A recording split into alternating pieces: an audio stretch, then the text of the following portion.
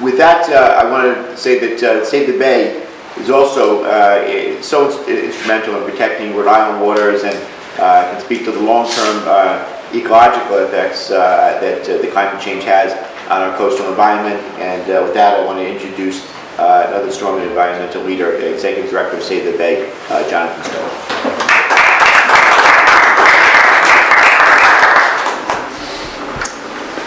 Congressman, thank you very much for the opportunity to participate in this event, and I want to echo Grover's remarks that we are so fortunate in Rhode Island to have a delegation that across the board gets it, and that other states, I think, appreciate what you all bring to our efforts to protect the environment and natural resources in Rhode Island and at a federal level.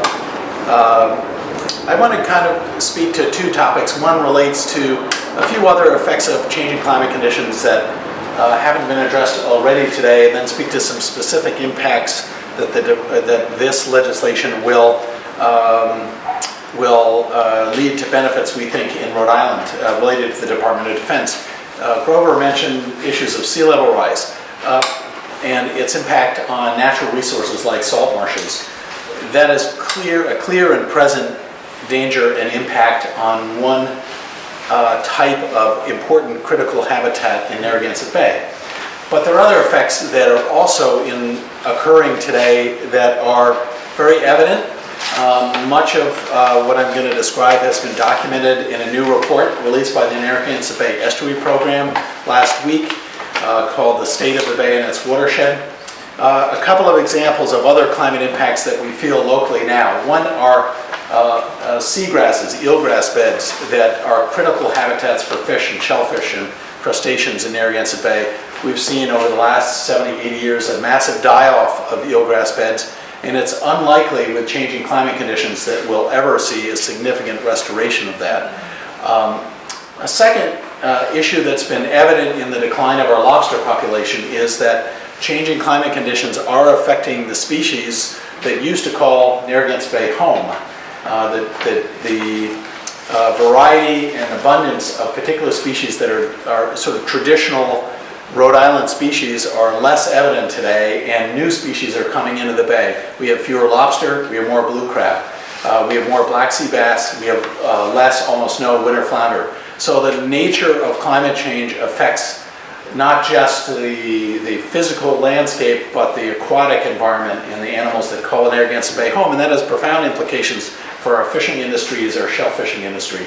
A third area, the state and the federal government have both worked together to provide resources to Rhode Island to clean up the water, to clean pathogens out of the water and remove nitrogen from the water column.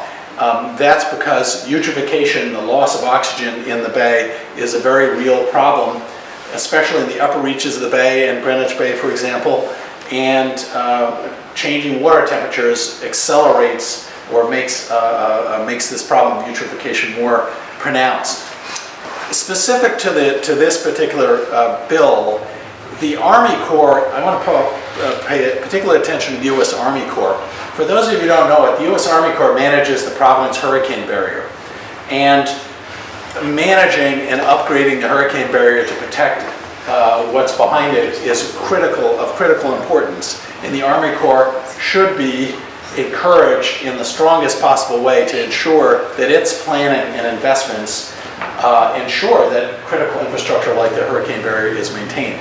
Another thing that's interesting, Congressman Langevin mentioned that Hurricane Sandy 5 years ago. The Army Corps was required by the Congress to conduct a study of South County, basically Narragansett to Westerly, and the study is called the Pawcatuck River Coastal Hazard Study.